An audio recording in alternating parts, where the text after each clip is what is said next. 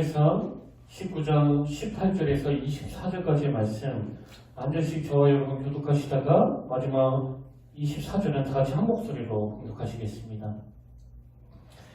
다윗이 도피하여 라마로 가서 사무엘에게로 나아가서 사울이 자기에게 행한 일을 다 전하였고 다윗과 사무엘이 나요스로 가서 살았더라.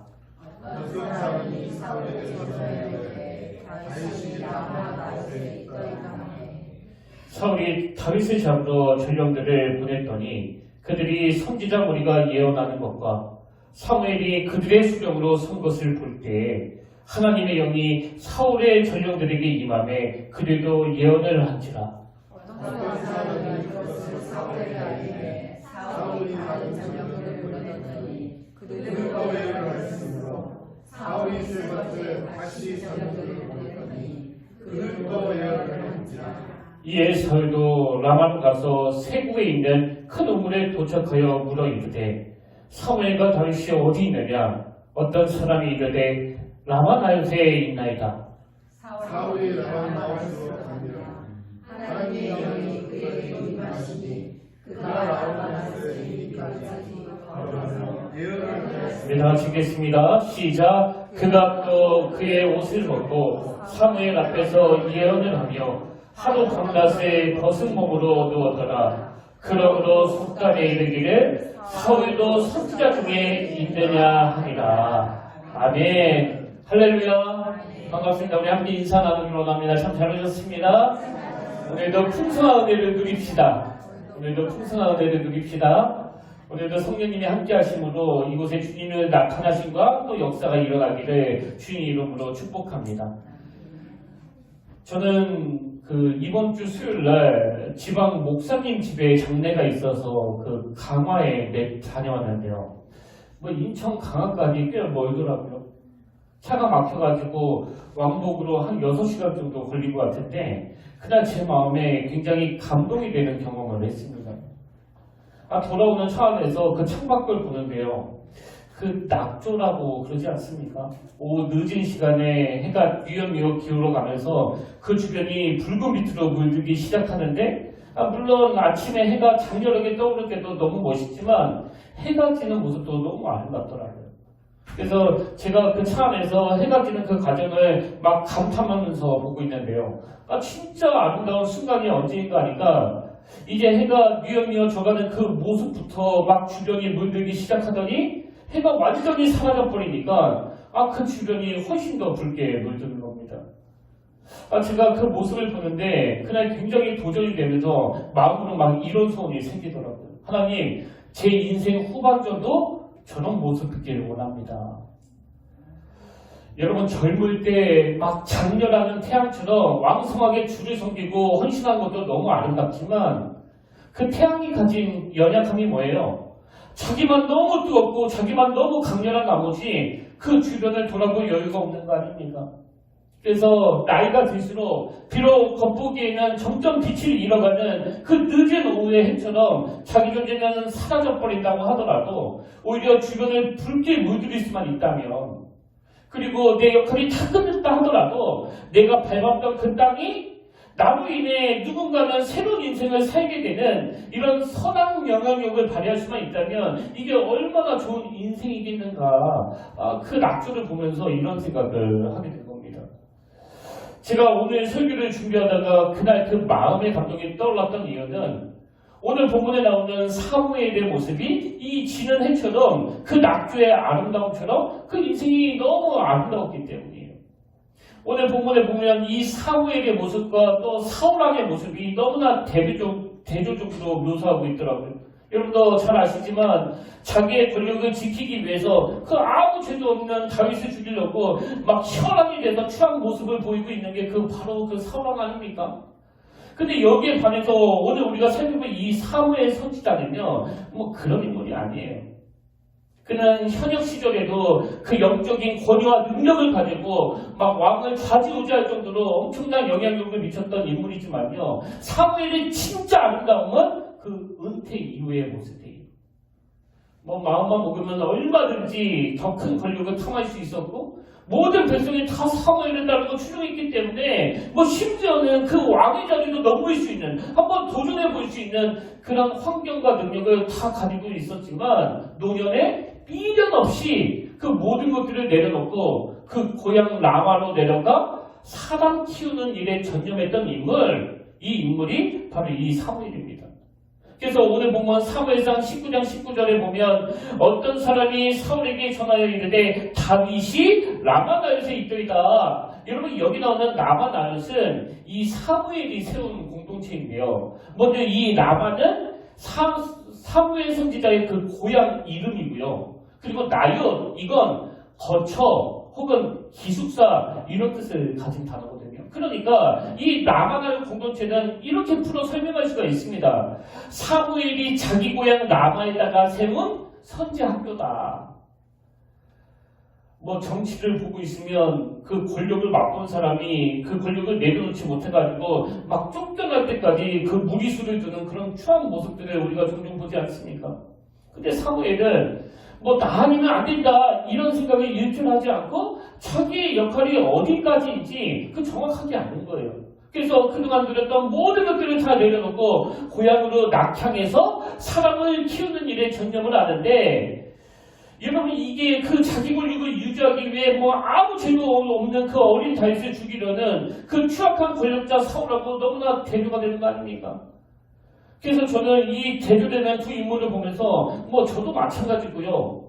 오늘 예수 믿는 모든 기성세대가 마음에 이런 소원을 가졌으면 좋겠습니다. 하나님, 나이 들수록 그 정오의 태양처럼 자기만 뜨거운, 자기만 눈부신 그런 사울왕 같은 신앙생활이 아니라 이제는 주변을 붉게 물들이는 그 낙조처럼 자기는 물러가고 자기는 사라지면서 사람을 길러내는 일에 전념했던 이 사무엘의 길을 걸어가길 원합니다. 여러분, 하나님 우리에게 그 희노애락을 허락하시고 젊은 시절을 주시고 기운이 다 빠져가는 그 노년을 주신 건요, 그때그때마다 바랄 수 있는 그 아름다움이 다 다르기 때문 아닙니까? 그래서 정오의 그때 뜨거운 태양도 너무 아름답지만 힘 다 잃어버리고 더 이상 눈부시지 않는 그 뉘엿뉘엿 저무는 해라 할지라도 그 주변이 나로 인해 붉게 물들일 수만 있다면 그게 태양이 보여줄 수 있는, 그게 한 인생이 보여줄 수 있는 가장 아름다운 순간이라는 거 여러분 꼭 기억하시길 바랍니다.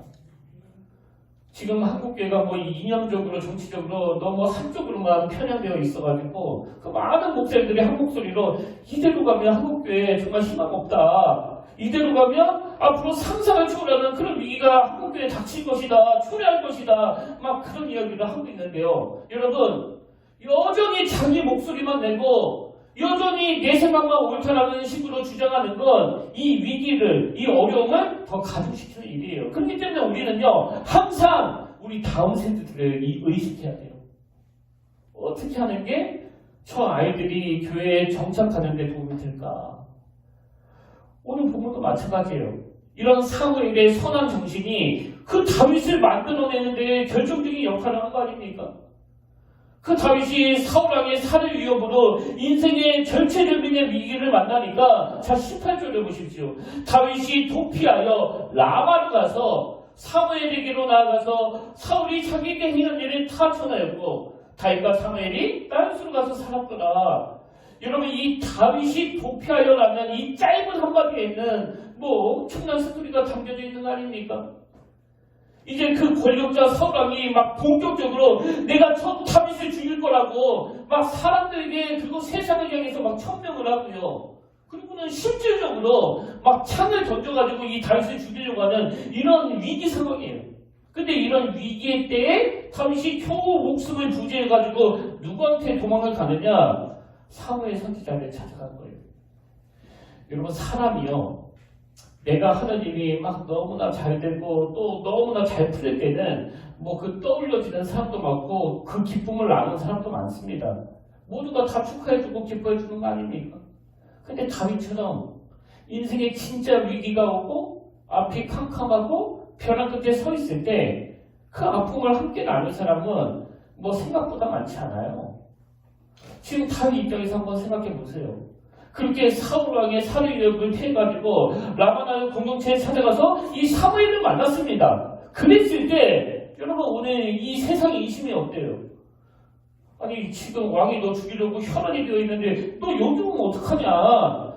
네가 여기 왔다가 알려지면 너만 위험한 게 아니라 우리 다 위험해져. 미안하지만 다른 곳으로 갔으면 좋겠다. 이게 여러분 세상의 이심 아닙니까? 근데 사무엘은요 자기까지 위험해질 수 있는 그런 상황에서 이 다윗을 따뜻하게 맞아주는 거예요. 저는 살해 위협을 피해서 도망쳐온 이 다윗을 따뜻하게 맞아주는 그 사무엘의 모습을 보면서 여러분도 잘 아시지만 젊을 때는 그 신앙 갖기가 참 어렵잖아요.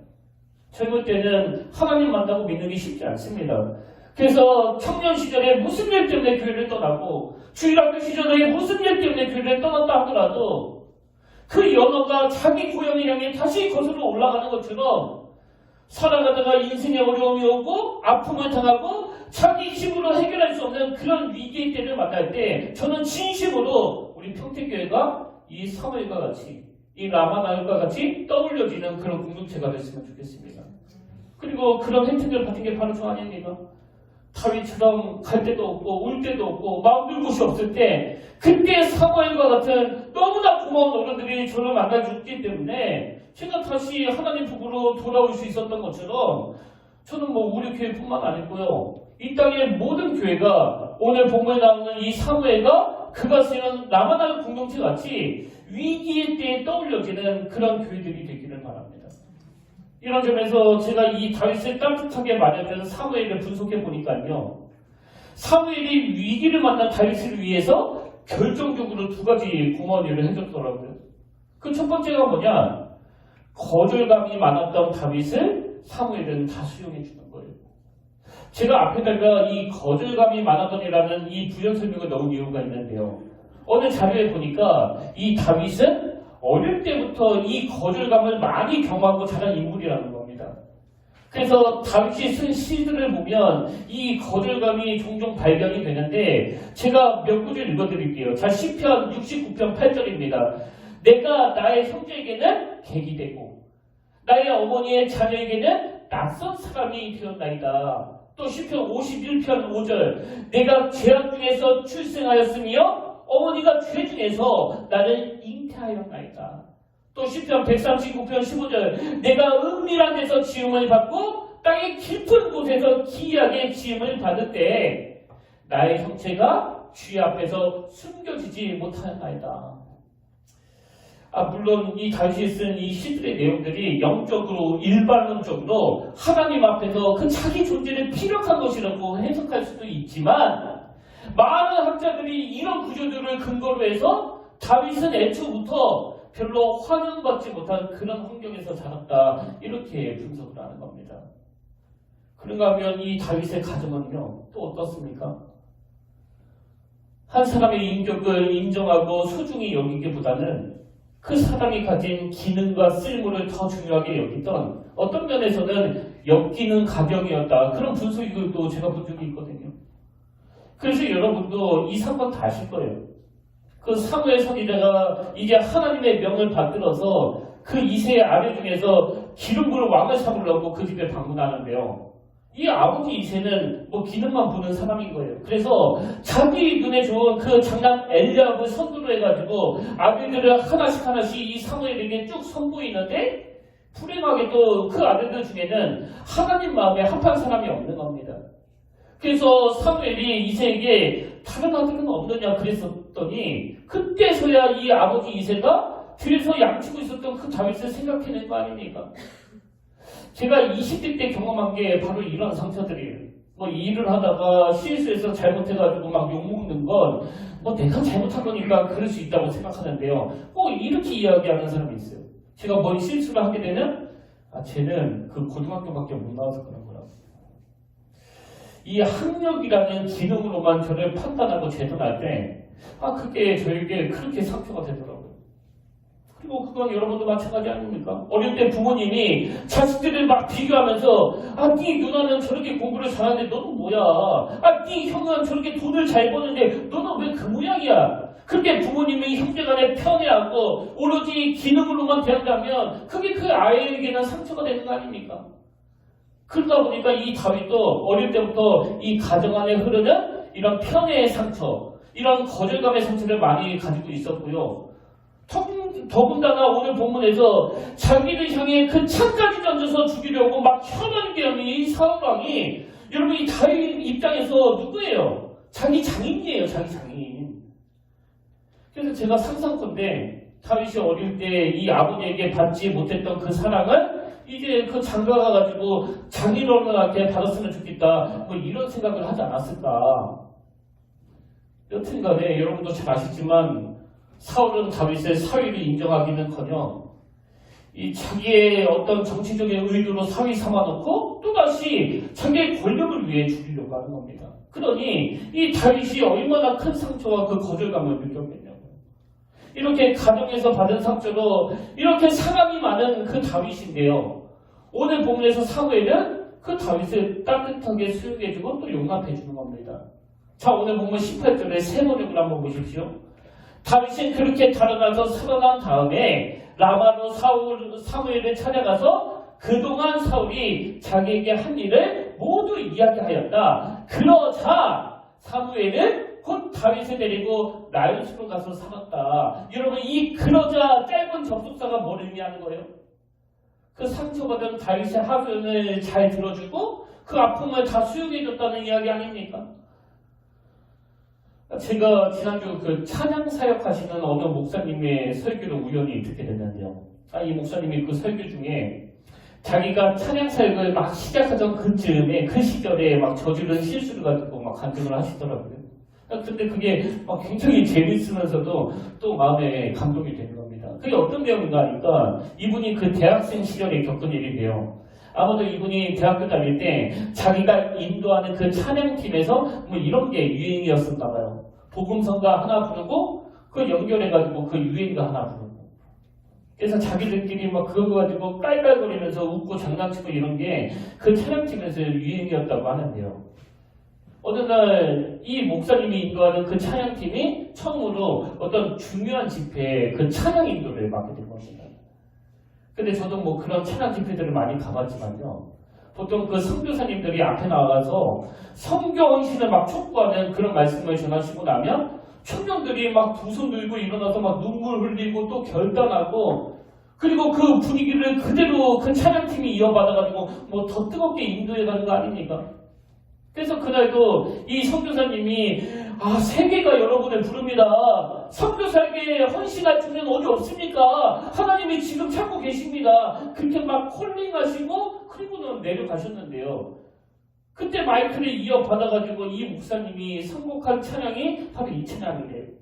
사막에 샘이 넘쳐 흐르리라 사막에 꽃이 피어 향내 내리라. 그래서 이 청년들이 막 열정적으로 이 찬양을 부르면서 그 분위기를 더 뜨겁게 만드는데 성공을 했는데요.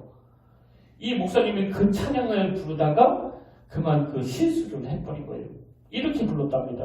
사막에 샘이 넘쳐 흐르리라 사막에 꽃이 피어 향내 내리라 그 누가 아무리 자기의 딸이라도 하다 보니까 이게 좀 이상하고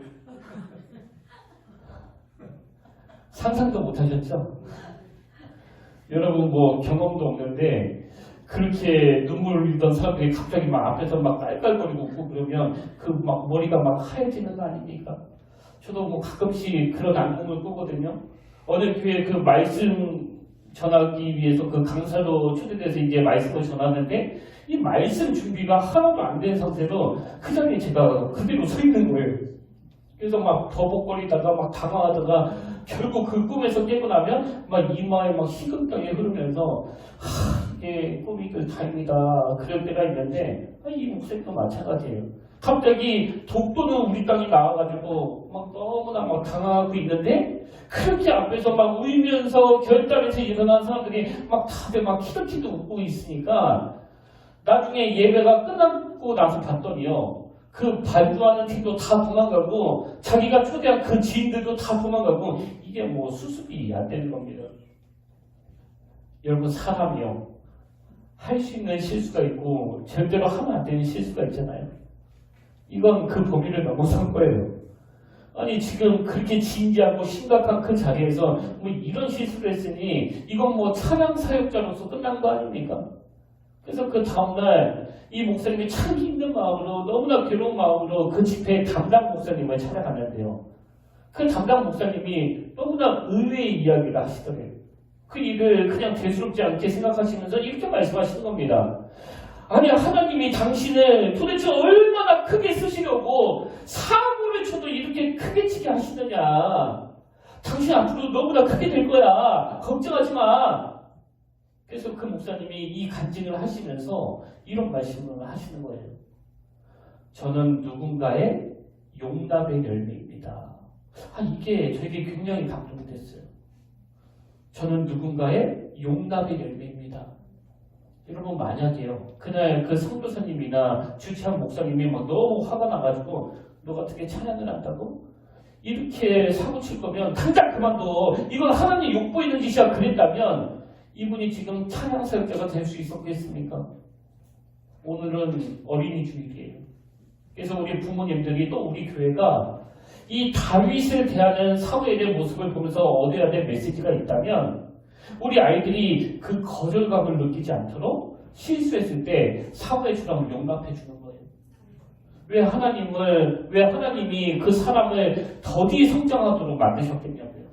그래서 우리에게 또 부모에게 제일 필요한 게 그 인내 아닙니까? 인내. 저는 오늘 여러분 가정에 있는 자녀들이 여러분을 향해서 또 우리 교회를 향해서 뭐 이렇게 고백하면 좋겠습니다. 저는 누군가의 용납의 열매입니다. 아무리 더디지 않아도 아무리 실수를 많이 해도 우리 부모님은 우리 평택교회는 나를 항상 품어주셔. 그래서 이제 나중에 이 사무엘상 25장에 보면 결국 이 사무엘이 죽는데요. 저는 사무엘이 죽고 나서 이 다윗의 행동이 참 눈에 들어오는 겁니다. 자, 사무엘상 25장 1절을 보십시오. 사무엘이 죽음에 온 이스라엘 무리가 모여 그를 두고 슬피 울며 라마 그의 집에서 그를 장사한지라. 그 다음 보세요. 다윗이 일어나 바란 광야로 내려가니라. 여러분 왜 다윗은 사무엘이 죽자마자 그가 머물던 라마를 떠났을까요? 이게 뭘 의미하는 겁니까? 사무엘이 없는 라마는 이 다윗에게 있어서 아무 의미가 없는 곳이라는 거예요. 그래서 미련 없이 떠나는 겁니다.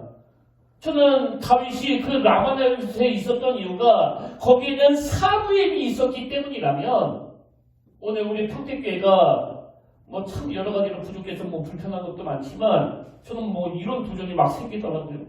여러분과 여러분 자녀들의 입술에서 내가 이 교회를 떠날 수 없는 건 이 교회는 나를 품어주는 사무엘과 같은 너무나 좋은 분들이 많이 계시기 때문이라는 이 고백이 하나님의 은혜로 터져나오게 되기를 주님 이름으로 축복합니다. 이렇게 사무엘은 위기를 만난 다윗을 수용해주는 큰 일을 했고요. 그러고 나면 두 번째로 사무엘이 다윗을 위해서 해준 게 뭐냐? 상처받은 다윗을 그저 등 한번 두들겨주는 게 아니라 라마나요 공동체를 경험하게 해줬다는 겁니다. 그래서 보통 대부분의 학자들이 다윗이 그 라마나요 공동체에서 훈련을 받고 성령을 체험하고 여러 가지 신비로운 일들을 경험했기 때문에 나중에 그가 그 아둘람 공동체를 만들 수 있었다. 그렇게 분석을 하거든요. 근데 이 아둘람은요, 원어로 보면 피난처, 보호처 이런 뜻을 가지고 있는 단어예요.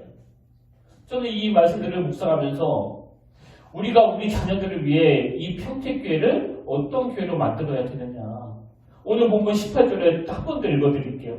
다윗이 도피하여 라마로 가서 사무엘에게로 나아가서 사울 자기에게 해한 일을 다 전하였고 다윗과 사무엘이 나요스로 가서 살았더라. 오늘 우리가 이 평택교회를 어떤 교회로 만들어야 되느냐고요. 다윗이 경험한 라마나의 공동체로 만들어야 된다는 거예요.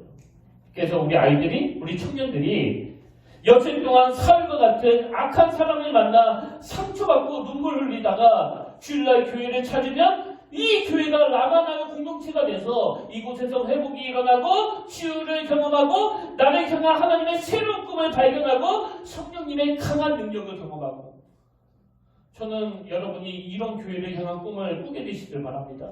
그리고 그 상처 많고 거절감이 많았던 우리 자녀들이 그런 회복의 은혜를 경험할 때 누군가에게는 피난처가 되고 누군가에게는 보호처가 되는 그 아둘람 공동체로서 성장하게 될 줄로 믿습니다. 그래서 저는 오늘 우리 교회가 이 라마나의 공동체 같은 아름다운 공동체가 되기 위해서 그 두 가지 구비 조건이 필요하다고 생각하는데요. 첫 번째 구비 조건이 뭐냐? 바로 지도자의 솔선수범이에요. 지도자의 솔선수범. 사무엘상 12장에 보면 이제 사무엘이 은퇴하고 그 자기 고향 라마로 내려가면서 백성들에게 굉장히 감동적인 메시지를 전하는데요. 자, 사무엘이 백성들에게 무슨 질문을 던지느냐? 사무엘상 12장 3절입니다. 내가 여기 있나니 여호와 앞과 그의 기름을 부음받은 자 앞에서 내게 대하여 증언하라. 내가 누구의 소를 빼앗았느냐? 누구의 나귀를 빼앗았느냐? 누구를 속였느냐? 누구를 압제하였느냐? 내 눈을 흐리게 하는 뇌물을 누구의 손에서 받았느냐? 그리하였으면 내가 그것을 너희에게 갚으리다. 그랬더니 이 백성들이 막 합창하듯이 노래하듯이 이렇게 선포하는 겁니다. 4절. 그들이 이르되 당신이 우리를 속이지 않았고 압제하지 않았고 누구의 손에서든지 아무것도 빼앗은 것이 없나이다. 여러분, 사무엘이 보여주는 이 깨끗함, 이 정직함, 이거 부럽지 않으세요? 사무엘이 은퇴해서 고향으로 내려가 그 후학들을 가르치는 일을 하는데 왜 거기에 능력이 나타납니까? 왜 거기에 사람들이 모여드는 거예요? 그 공동체를 이끄는 지도자 사무엘의 솔선수범 때문이에요. 그 입만 가지고 그 이론만 가지고 가르친 게 아니라는 거 아닙니까? 그리고 이건요, 사도 바울도 마찬가지예요. 이제 하나님의 새로운 사명을 부여잡고 떠나는데, 자, 사도행전 20장 17절부터 보십시오. 이 사도 바울의 선언이 그 사무엘과 너무나 똑같습니다. 바울이 밀레교에서 사람을 에베소로 보내어 교회 장로들을 청하니 오매 그들에게 말하되 아시아에 들어온 첫날부터 지금까지 내가 항상 여러분 가운데서 어떻게 행하였는지를 여러분도 아는 바니 곧 모든 겸손과 눈물이며 유대인의 관계로 말미암아 단 한 시험을 참고 주를 섬긴 것과 유익한 것은 무엇이든지 공중 앞에서나 각 집에서나 거리낌 없이 여러분에게 전하여 가르치고. 여러분, 이 흐름이 이 사무엘하고 너무 똑같지 않습니까? 사도 바울이 그렇게 위대한 하나님의 종이 될 수 있었던 건 뭐 논리 정연한 사도 바울의 말빨 때문이 아니고요. 성도들 한 사람 한 사람은 어떻게 해요? 모든 겸손과 눈물로. 좀 큰 인물이 됐다고 막 의식되지 않았다는 거 아닙니까? 지도자의 솔선수범이에요. 솔선수범. 그리고 이 성경이 지도자의 중요성을 뭐 얼마나 강조하는지 여러분, 그 요단강을 건너는 과정에서 하나님이 여호수아에게 제일 먼저 뭘 요구하시는지 보십시오. 여호수아 3장 12절. 이제 이스라엘 지파 중에서 각 지파에 한 사람씩 12를 택하라. 온 땅에 주 여호와의 궤를 맨 제사장들의 발바닥이 요단물을 밟고 멈추면 요단물 곧 위에서부터 흘러내리던 물이 끊어지고 한 곳에 쌓여 썰이라. 한마디로 말하면 요단강이 갈라질 때까지 기다리지 말고 하나님의 임재의 상징인 그 언약궤를 메고 범람하는 요단강을 향해 전진하라는 거예요. 근데 여러분, 그 전진은 지금 누가 하는 거예요? 지도자들이 하는 거예요. 제사장이 하는 거거든요. 이 지도자의 솔선수범. 이번 주에 있었던 일인데요. 제가 예전에 그 논산에서 사귀었을 때 그 교회 직원으로 계셨던 분한테 연락이 와가지고 뭐 이런저런 이야기를 하면서 그 시절에 있었던 그 추억들을 공유하면서 오랫동안 통화를 했는데, 제가 뭐 여러분에게도 많이 말씀드렸지만 저는 그 남문희 목사님 밑에서 살면서 정말 힘들었거든요. 그리고 그건 저뿐만이 아니고요. 그 당시 있었던 모든 교육자들이 다 동의하는 내용이에요. 목사님이 막 얼마나 좋아되시는지 회의 한번 하면 뭐 정신이 하나도 없을 정도였으니까요. 뭐 지금도 그 목사님들이 모여서 그 당시 이야기를 하면 다 이구동성으로 외치는 게 근데 내가 막 너무 힘들어가지고 그 교회를 옮기고 싶었다. 뭐 그럴 정도예요. 근데 이번에 저와 통화한 그 직원분은요. 지금은 뭐 권사님이 되셨는데 그 남 목사님에 대하여 전혀 다른 이야기를 하시는 겁니다. 제가 들어보니까요. 남 목사님이 저희 교육자들에게는 그렇게 가혹하게 대하셨지만 그 직원들한테는 굉장히 뭐 잘해주셨더라고요. 뭐 오죽하면 그 직원들 사이에서 인신종 할아버지였다 뭐 그렇게 말할 정도니까 뭐 굉장히 잘해주신 것 같아요. 근데 여러분, 저는 왜 남 목사님이 저희 교육자와 직원들을 서로 다르게 대하셨는지 알고 있거든요. 왜 다르게 대하셨을까요? 남 목사님은 그 직원들을 한 성도에 불과하다고 생각하셨거든요. 그래서 우리를 향해서도 종종 직원들은 섬겨야 될 대상이다. 절대 상처주면 안 된다. 그런 말씀을 하셨는데 그럼 목회자들은 왜 그렇게 가혹하게 대하셨느냐? 목회자는 성도하고 그 존재가 다르거든요. 그럼 뭐가 다르느냐? 목회자는 지도자거든요. 목회자는 성도하고 똑같이 살면 안 되거든요. 그래서 목회자는 항상 하나님 앞에서 그 디그니티, 지도자로서의 존엄성을 잃지 않아야 되고 누가 보든지 안 보든지 간에 항상 솔선수범해야 돼요. 그런 의미에서 여러분, 우리 교회가 그 다윗이 경험한 나마나육 같은 공동체가 되기 위해서 이 지도자의 솔선수범이 필요하다고 한다면 오늘 여러분의 가정은 어떠세요? 자녀들에게 그 솔선수범을 들고 계십니까? 왜 부모가 아이들을 그 주옥 같은 말로 막 교육을 하는데 애들은 그걸 맨날 우리 엄마는 잔소리한다고 이야기합니까? 그 말로만 교육하기 때문 아닙니까? 부모가 말로 10번 교육하는 것보다 한 번 보여주는 그 모습, 그게 이 제사장들이 언약궤를 메고 범람하는 요단강을 향해 전진하는 이 솔선수범이 지도자를 향한 하나님의 그림이라면 가정을 나만하여 만드는 비결 또한 부모님들의 솔선수범이라는 걸 여러분 꼭 기억하시길 바랍니다. 그런가 하면 두 번째로 우리 교회가 나만하여 같은 아름다운 공동체가 되기 위해서는요, 그 영적인 능력이 나타나야 된다는 거예요. 영적인 능력이 나타나. 제가 오늘 본문에 묘사되는 그 나만하여 공동체를 묵상하면서 깨달은 게 하나 있는데요.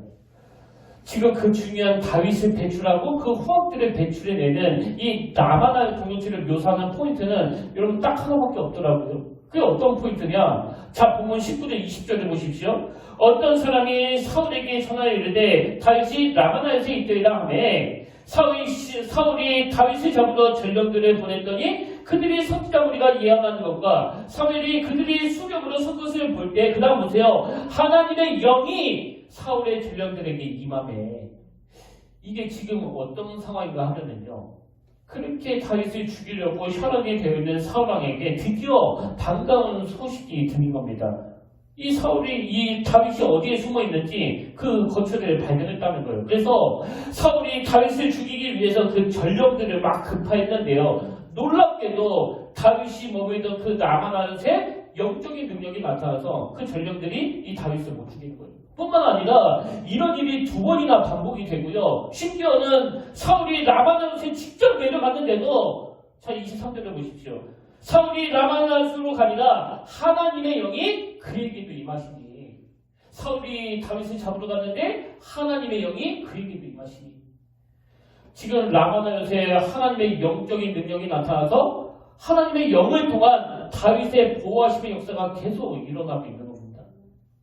그리고 이렇게 하나님의 영이 나타나는 게 이 라마나스의 특징이라면 오늘 본문에 이것과 너무나 대표되는 구절이 하나 있는데요. 그게 사무엘상 19장 9절입니다. 사울이 손에 단창을 가지고 그의 집에 앉아있을 때에, 그 다음 보세요. 여호와께서 부리시는 악령이 사울에게 접하였으므로. 여러분 이 차이를 아시겠습니까? 이 차이는 사울의 악함과 라마나의 공동체 사람들의 선함, 이 둘의 차이는 뭐 그 사람의 됨됨이, 그 사람의 성품도 있지만 그 본질적인 차이는 하나님의 영이 있느냐 없느냐, 성령 하나님이 계시느냐 안 계시느냐, 이 차이가 있는 거예요. 여러분 다시지만 그 사도행전에 나오는 초대교회 지도자들은 그렇게 유능한 사람들이 아니었습니다.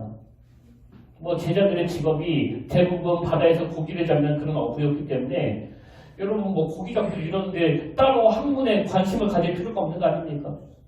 그리고 그들은요, 배움이 없던 사람들이었을 뿐만 아니라 예수님이 십자가 지시기 그 직전까지 주님을 부인하고 배신했던 그 지도자로서 너무나 흥이 많던 사람들이었거든요.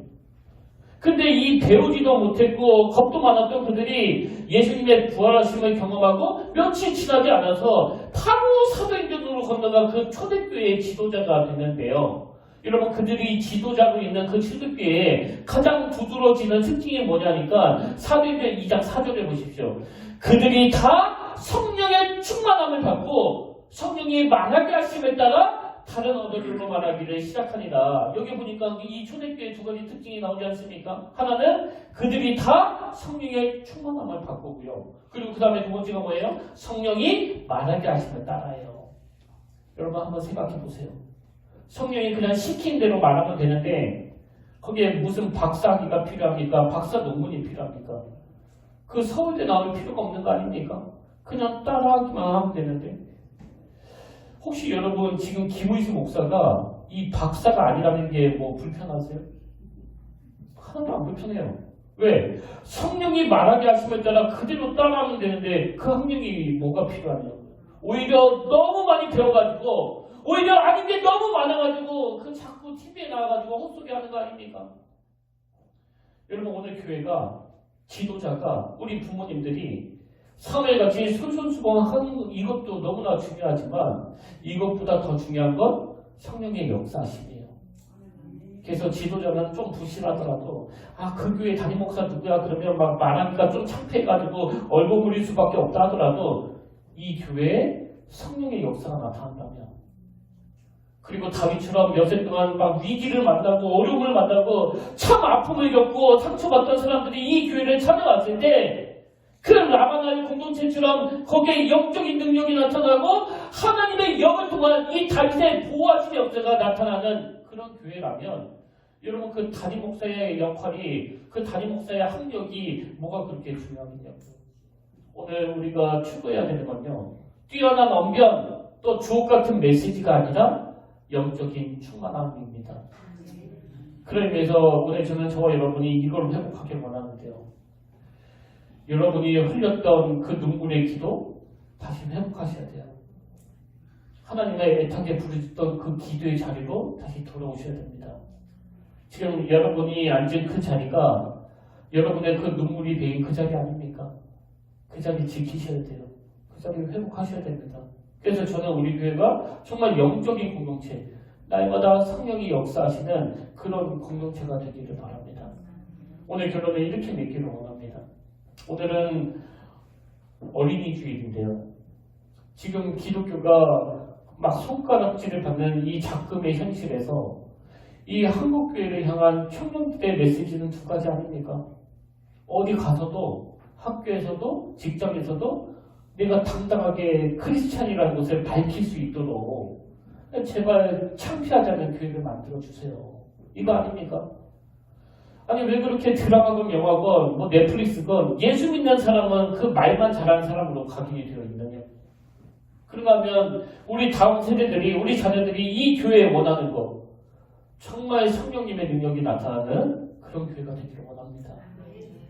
그래서 상처와 거절감으로 피폐했던 영혼에게 그 치유의 역사가 일어나고 무너진 가정이 다시 회복되고 맨날 울썩이고 그 예민했던 부모님이 이상하게 교회만 갔다 오면 사람이 달라지고 언어가 부드러지고 그렇게 기능으로만 대하고 쳐다봤던 그 부모님이 이상하게 교회만 갔다 오면 사랑으로 또 인내로 품어주는 그런 성령의 역사가 일어나는 교회. 저는 이 성령의 역사가 우리 평택교회뿐만 아니라 이 땅의 모든 교회에 나타나길 바라고 또 자녀를 키우는 여러분 가정에 주의 영이 함께 하심으로 말미암아 그 늦은 오후의 낙조처럼 여러분의 애씀을 통해 그 자녀들의 인생이 날마다 아름답게 물들어가기를 주의 이름으로 축원합니다. 그래서 저는 오늘 이 말씀으로 다시 한번 정리하면서 이 찬양을 함께 부르기 원하는데요. 그 가사가 너무 눈물겨워요. 교회를 교회되게, 예배를 예배되게. 우리 가사를 생각하시면서 여러분 자녀들을 한 명 한 명 떠올리면서 오늘도 이 다윗처럼 이 세상에서 아무 잘못 없이 거절감을 당하고 상처 입은 그 자녀들에게 용기를 주고 힘을 보태주는 그런 교회가 되기를 원합니다. 그런 우리가 되기를 원합니다. 우리 하나님 앞에서 결단하면서 이 찬양 함께 불러보기를 원합니다.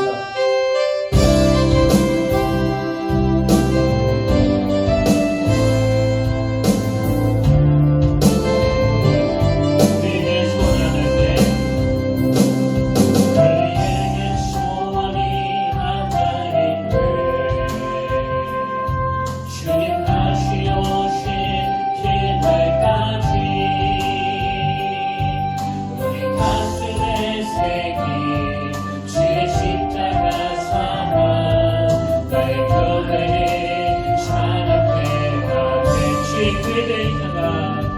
주의 교회를 향한 그리마를 시세가 포기와 가난과 고난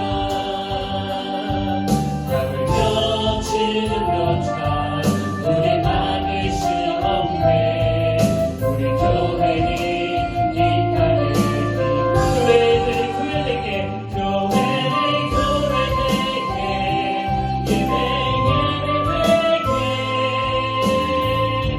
우리 사용하소서. 진정한 그의 날 오늘 희망으로 우리 사용하소서. 성령 안에 예배하리라. 자유의 마음으로 사랑으로 사용하리라. 교회는 생명이니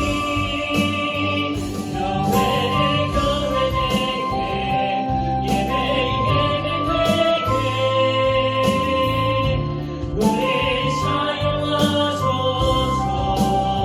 진정한 은혜의 날 오늘 희망으로 우리 사용 우리 다시 한번 찬양을 기도합니다. 우리에게 소원이 하나 있네. 우리에게 소원이 하나 있네. 주님 다시 오실 그날까지 우리 다시 되새기 주의 십자가 사랑 내 교회를 사랑해 가네. 주의 교회를 향한 그리마를 희생과 포기와 가난과 고난 답을 벼치는 우리 막을 수 없네. 우리 교회는 이 땅에 교회되게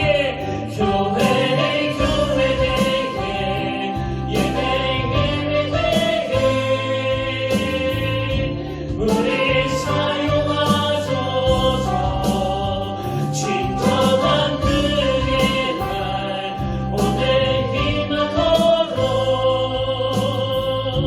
우리 사용하소서.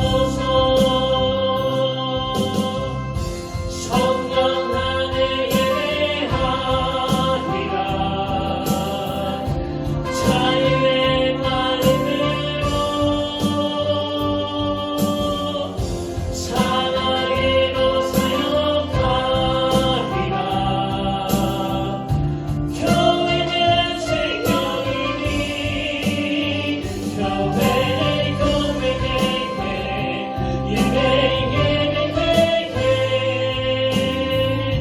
우리 사용하소서. 진정한 그의 날 오늘 희망으로 우리 사용하소서. 아멘.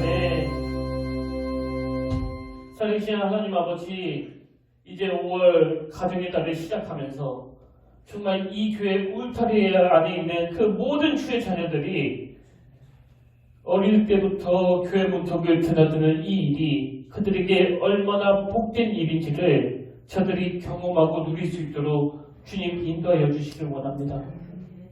아버지, 오늘 다윗이 사륙역이라는 그 절체절명의 위기에 빠져 있을 때 그가 사무엘을 떠올리며 그 사무엘을 찾아갔고, 그래서 나만한 공동체에서 훈련을 받으며 하나님의 역사를 경험한 것처럼 우리 가정의 자녀들도 똑같이 누리게 하여 주시옵소서.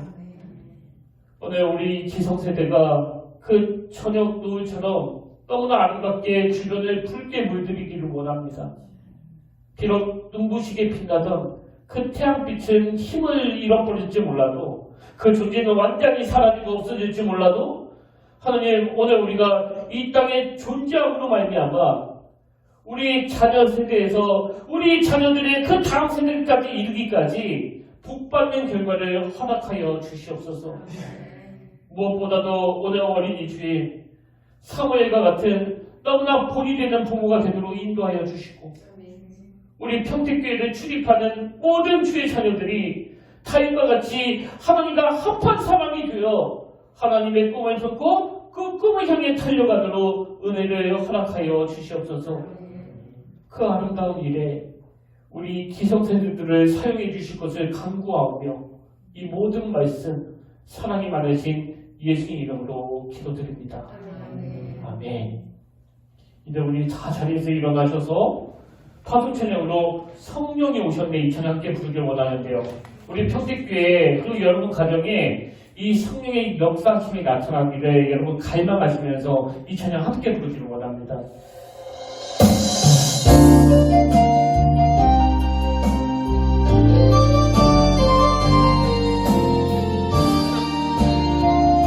허무한 시절 보내네.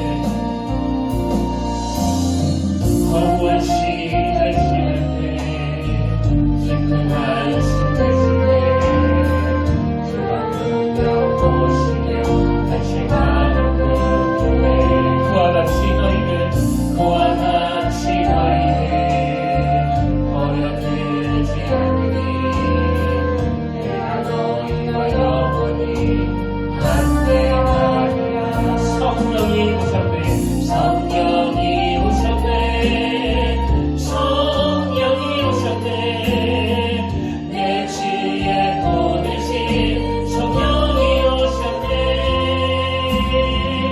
우리 인생 가운데 친히 찾아오셔서 그나라 꿈꾸게 하시는 엉들린 자 갇힌 자 엉들린 자 갇힌 자 자유함이 없구나. 피난처가 되시는 성령이 계시네. 주의 영이 계신 곳에 정가유가 용감해. 주위에 여기신 성령이 오셨네. 성령이 오셨네. 성령이 오셨네. 성령이 오셨네. 내 지에 보내신 성령이 오셨네. 우리 인생 가운데 주님 찾아오셔서 그나라 꿈꾸게 하는 성령이 오셨네. 성령이 오셨네. 성령이 오셨네. 내 지에 보내신 성령이 오셨네. 우리 인생 가운데 친히 찾아오셔서 그나라 꿈꾸게 하시네.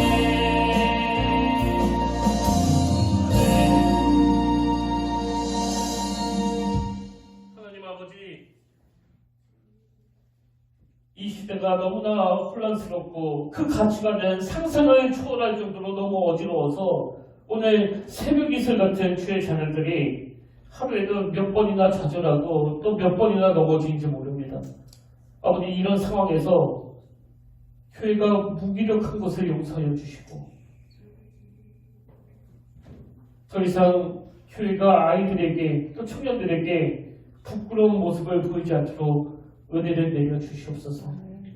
오늘 이 땅의 교회들마다 라마나의 공동체가 되기를 원하오니 상처받은 그 타입 같은 청년들이 그 교회 안에서 보호를 받으며 그 교회에 역사하시는 성령님의 역사심을 경험하게 하시고 예수 믿는 가정들이 지금 놓치고 있는, 지금 잃어버리고 있는 것들을 되찾을 수 있도록 함께하여 주시옵소서. 이번 한 주간 오늘 예배 가운데 역사하시는 강력한 하나님의 은혜와 임재하심으로 인하여 이 험악한 한 주간을 살아내고도 남는 새 힘을 공급받는 아름다운 예배가 되도록 인도하여 주시옵소서. 이제는 우리 주 예수 그리스도의 은혜와 하나님 아버지의 다음없는 사랑과 성령님의 감동, 감화, 위로 교통 충만하심의 역사가 오늘 주신 말씀 마음에 담고 힘얻어 달려가기로 다짐하며 예배하는 모든 주의 자녀들 머리 위에 지금부터 영원토록 함께 하시기를 간절히 축원하옵나이다.